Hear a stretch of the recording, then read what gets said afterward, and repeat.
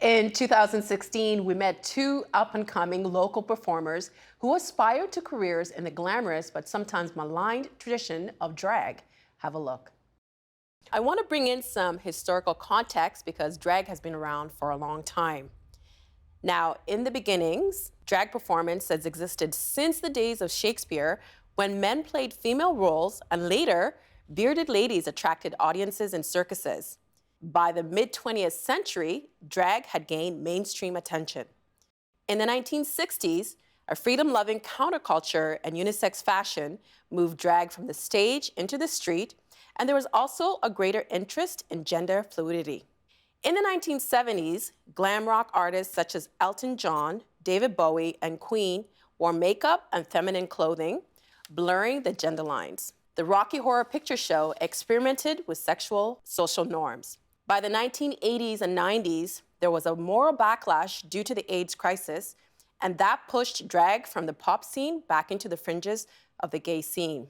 By the 2000s, popular reality show RuPaul's Drag Race gave viewers an appreciation for the art of drag, the people who perform it, and the social issues it raises.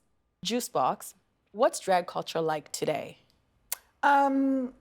It's a lot more mainstream, I feel. Like a lot more people know about it. They don't really know everything about it, but there's a lot more people, like if I ever tell someone like, oh, well, I do drag, they'll be like, oh my God, like RuPaul, or like Latrice Royale, like they'll say stuff like that because they watch the show, right? So I feel like, and it's also a little bit more accepted. It's less kind of like in the gutter and kind of in the background. What do you owe that to? What do you think that is? Well, it's definitely, it is definitely that it's a little bit more in pop culture now. So it feels a little bit easier to do, right? Yeah, and I mean, the RuPaul's reality show, do you think that has changed drag or how people perceive drag? Because it's a reality television? They've kind of dumbed it down, is that a good word for it? A bit. They kind of sugarcoated it, I feel like. How so? Drag has so many layers to it, you know what I mean? And there's so much struggle with it. There's so many more dynamics with drag. There's so many friendships and complications and everything. And I feel like RuPaul's Drag Race is amazing for what it's done in the mainstream culture, and it's really showed everybody, you know, this is who we are. But at the same time, now when people see drag queens, just like you said, they compare you.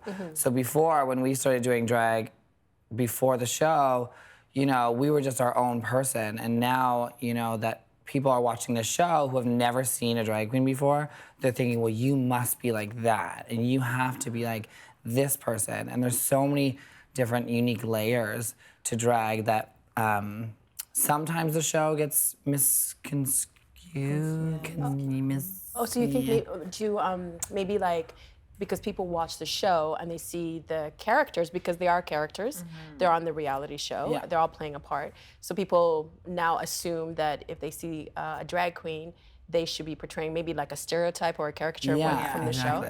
Like even if there's like even a costume or something, or a look that they've done on the show, and that's something that you've done before or something you've always wanted to do, and then you end up like doing it, you're immediately compared and it becomes a mirror image, right? Well, I wanted to talk to you about misconceptions. What are some of the biggest misconceptions you experience from performing drag? I found that it's people think it's a kink.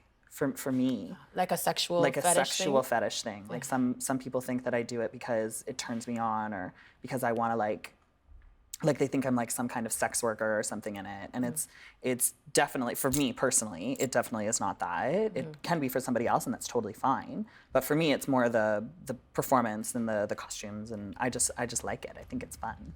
And for you, Scarlett? Yeah, I feel like a lot of people think like drag and being trans are the same thing, and I'll say, oh, I'm a drag queen, and so many people are like, oh, so you live your life as a woman.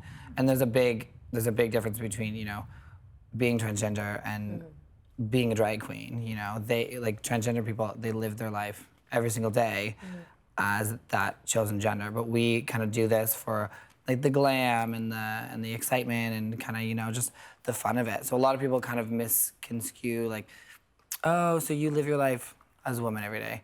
And that's a lot of the reason. Some people are like, what's a drag queen? Like, what does that mean? You're a what? Like, you know what I mean? It's Because it's women kind can of also funny. because women can also dress up as Yeah, men, there's right? bio queens. Yeah. Or there's even women who dress up as drag queens. Right. Yeah. What are some of the other things that you want people to know about drag queens that they might not know? What do people not know? But What don't they know? Like, how much money do you spend on that? Yeah, it'd be nice to know how much money I Too much spend. money. Yeah. Yeah, the wigs and the hair. A lot of people see it actually as oh, they must have so much fun and partying and like it's so easy to do that. And I feel like a lot of people actually go into it going, oh, that's so easy. It must be so much fun to just party and drink and do everything. But when you're kind of on a level where you're doing it almost as a career, I do it as a career. This is my full-time job. Juice is pretty much doing it as a career. It's expensive. The hair, the makeup, the costumes. We get most of our costumes custom made. It adds up. Yeah. and sometimes it adds up more than what we're getting paid, and you kind of have to be like, ooh, slow down a little bit. Like, look at your month and be like, okay, how many gigs do I have this month? How much money am I gonna make? Why does that How can I costume get cost another this costume? much? Yeah. So why do you keep doing it? It's great. It's exciting. Honestly, I never thought I'd be here in my life. If you asked me 5-10 years ago if I'd be doing this, I would have laughed. I've traveled the world doing this, and I never for once thought I could be doing this as a career, and I could be doing like a hobby and just having fun and meeting people and, inspiring people. I have so many drag queens that inspire me, and then people come to our shows and they're like fans of ours, and it's crazy to think that like we have fans and we're inspiring, youth and other people. And How do you inspire youth and other people? It depends. Like, it can be anything from just going on stage and sort of having that confidence can inspire somebody, or even like a friend of mine was even telling me a story the other day where she had done Somewhere Over the Rainbow on stage. My friend Cassandra Moore, she just did Somewhere Over the Rainbow on stage, and this was right after Orlando, and I guess one of the boys in the audience had just like connected with that song and just like burst into tears and like thanked her after, being like, thank you so much, because I haven't been able to cry, and that was sort of my opportunity to sort of let my emotions out. So that it can be something as small as that, right? Do you consider, you brought up Orlando and the tragedy that happened. Do you consider drag a political act? I do. A lot of queens, they put on a wig and they run around and they think it's just a party. And a lot of the time it is a party. But especially after the tragedy in Orlando, I've realized that this whole time we've been activists, and and now is kind of our time to stand up and to do something about it.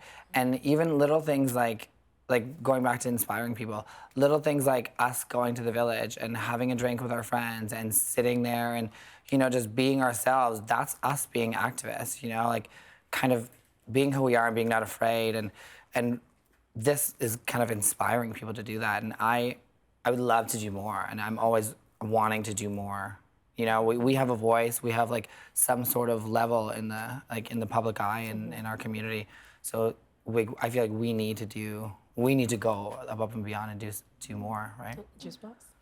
Well, you're given a platform, right? You're on a stage, there's lights on you. If you don't take that opportunity to sort of kind of become an activist or be able to say those things, it's sort of a waste, right?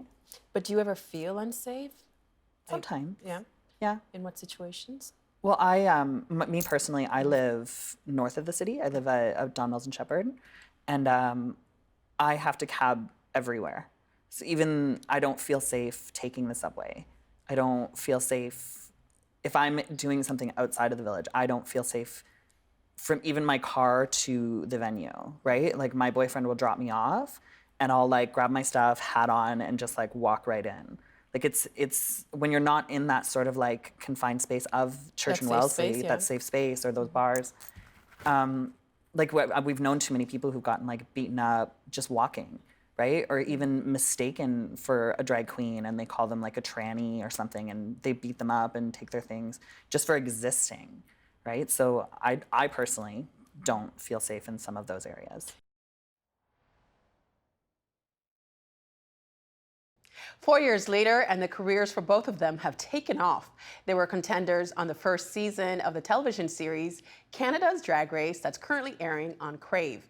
With us now to find out about that and more, we're pleased to welcome back Boxx, who joins us tonight from Toronto. Hi, Boxx. Hi, how are So you? nice to see you. I mean, I wish we could do this in person, but this is the second best thing. Thanks so much for being on the show.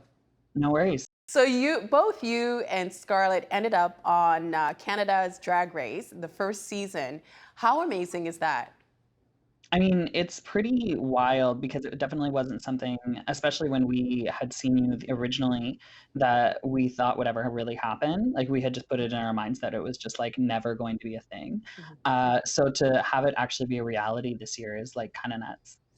How has that changed your career since being on the show? I mean, I have a lot more opportunities. A lot more people like know who we are. We have a lot more exposure. But I mean, with a COVID world, Mm. it kind of just feels the same. It feels the same. 4 years ago, you were on the show, as I mentioned. What was it like for you? How was the show received? The TVO interview? Yes. Really well. Oh, Yeah. really, really well. I had a lot of people say that they loved it, that they thought it was really fun and educational for a couple people who weren't sort of in the know about what was going on within the drag community, especially in Canada. Mhm. I find it interesting because I had a few comments, and it surprised me because drag performers have been around as far back as ancient Greece. There were drag performers during Shakespearean times, yet it still seems to make some people uncomfortable. Why do you think that is? I mean, you're never going to make everybody happy, right? And there's always going to be people who are uncomfortable with different lifestyles that aren't their own or what they see as normal. So you're always going to get those people, but it's just about sort of ignoring them. And hopefully one day they can be educated enough to sort of open their minds up to different things. But if they're not, then that's their loss. And they just live this like sad little lifestyle in their own little bubble. Do you find that within the last 4 years that maybe you have a bit more support, or people are more in tune to the culture? A little bit, yeah. It happens a little bit every year. Like you find people who aren't so in tune to it sort of just fade away, and then you start to get a lot more support as it becomes more and more mainstream. Because now it's like a juggernaut. Like there's like RuPaul's Drag Race live, like in Vegas, and there's like drag queens everywhere. You have like drag queen story time in libraries and stuff. So I feel it is quite a lot more mainstream now, 4 years later. So it's easier to sort of get into a newer generation and sort of change their ideas and be a lot more welcoming to those things. Well, because I know that when we all look at you, there's the glam. It seems so much fun. But I'm guessing that behind the screens, when you're not on stage, it might be a different reality.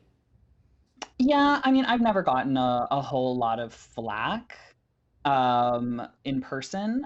It always is a little bit more online by people who kind of get behind their keyboards and they can say whatever they want.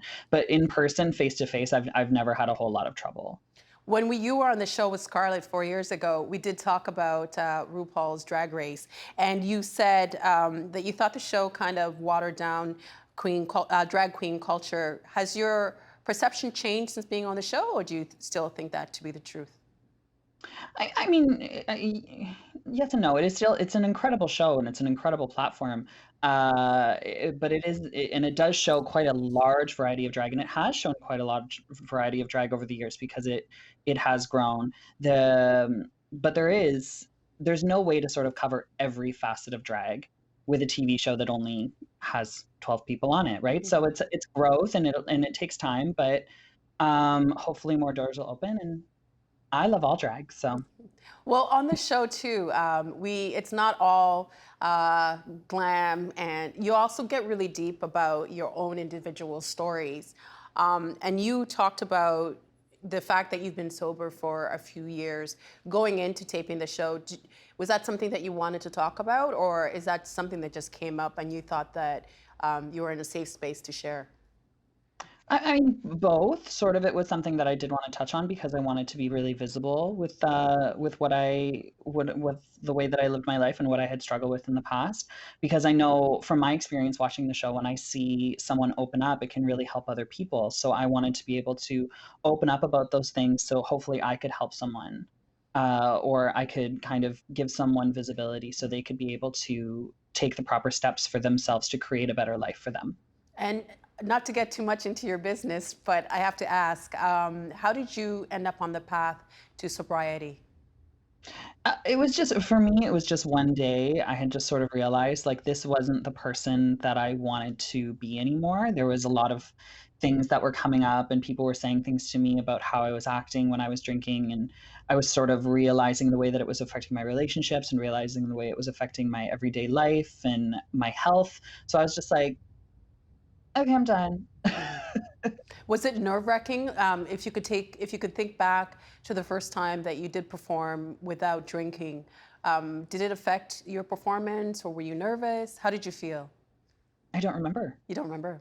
I don't remember. So obviously it wasn't that much of a big deal. Because I never really needed it to get on stage. Mhm. For me, it was something that was so accessible to me. It was just something that I felt like I would partake in, because I wouldn't binge drink and then be like, okay, now I can perform, Mhm. right? It was one of those things where I would start with my cocktail and then I would just continue. So Because for you're at a me, party, right? yeah, you're at a party and Yeah. you're enjoying the party and you're partaking in, everything that's there. Mhm. So for me, it was just slowing that down and eventually just sort of phasing the people out who had influenced me negatively and kind of creating a better situation in life for myself.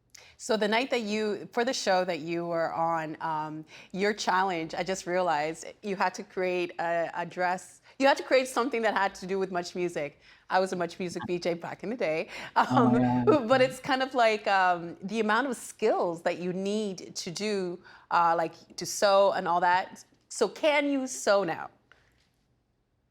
Okay, so here's the thing. I can sew. I can sew, but I can only sew one dress really well. And I decided to take a chance and do something that wasn't that one dress Uh, and try something else. And then it kind of, It ended bit up, me. yeah. Yeah, and there was one part of the sewing machine that I just, like, completely forgot how to, like, do, but, like, I'm gonna learn eventually. Listen, there's no judgment because watching the show, you get so tense, and when you look on stage with the things that you created, it's like, wow, I can't even thread a needle. But something happened the night that you were eliminated. If I don't know if you feel comfortable talking about it, but what happened when you were about to be eliminated? My panic attack, is that what you're referencing? Yes, yeah.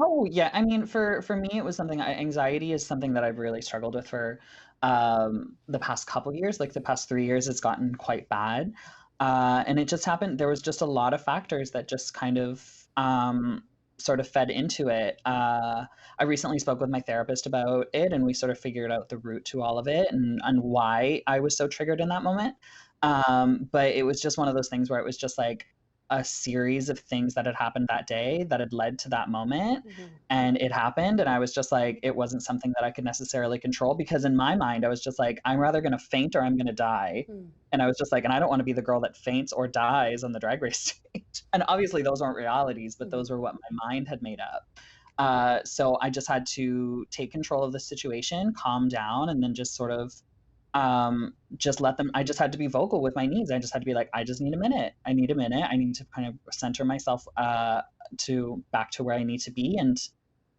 pop back up." You were really graceful. You were grace under fire, and I also felt like you don't be embarrassed because it felt like you were saying, "I'm okay, I'm okay." You didn't want to be that person that everybody was like, trying to help. So I thought that was really cool. Thanks. And definitely in the moment it feels embarrassing, but then, like, looking back on it, it's something that so many people go through because I've had, like, so many people reach out to me about Mhm.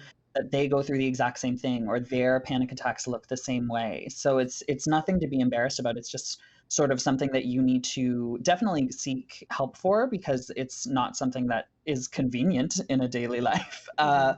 But it's definitely something that you can work through and you can sort of find a way to, change it. And watching the show, there is a lot of competition, but I also get the sense there is a lot of community.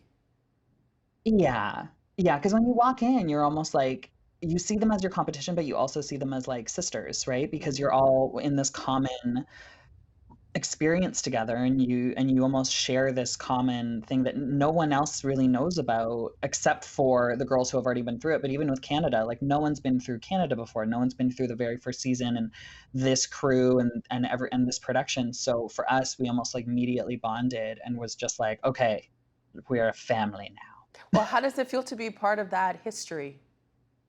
Cool. Really cool. But it still doesn't feel real because we're not like doing these big grand things because of COVID. Yeah. So we're all just kind of still at home. So I think eventually it'll feel like that real grand new reality that we're in. But right now we're just sort of in this like funky limbo. Mhm. Well, on the show, when you were on 4 years ago, you mentioned that when you were traveling around Toronto, I know there's not a lot of traveling going on right now, but before all of this happened, you said that you didn't feel safe being on the subway or being in certain parts of the city. Do you still feel like that, or has it gotten better? No, I still feel like that.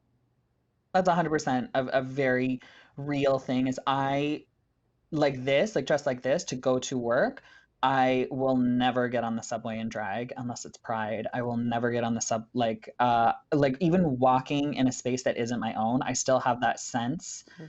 that I'm not in a safe area for me, Mhm. which is sad. And I hope that, and that may just be my own insecurities because I do know that there is a lot of girls who will go out and do that, but I have seen too many people get assaulted or robbed or hurt when they're in drag, and I just don't want that to be me. It seems like to be visible because you're on the show, you're on social media. It's important for you to be seen by other kids in the community. Yes. Mhm. Oh, yeah, yeah, yeah, definitely. But to live your life so outwardly is also to take a risk. And there's just certain risks that I don't want to take, and other girls that can take them, and they're brave enough. And snaps to them, great job. Mhm. But for me, it's just something that is still something that I struggle with. But like you said it last time we spoke, just being here and being who you are is a political act in itself, right? Exactly, just existing is great. Yeah. Juice, I wish we had more time, Juice Box. You look amazing. I love the freckles. Thanks so much for chatting with us, and congratulations on all your success. Thank you so much. It was so fun. All right, take care. Bye. The Agenda in the Summer with Nam Kiwanuka is brought to you by the Chartered Professional Accountants of Ontario.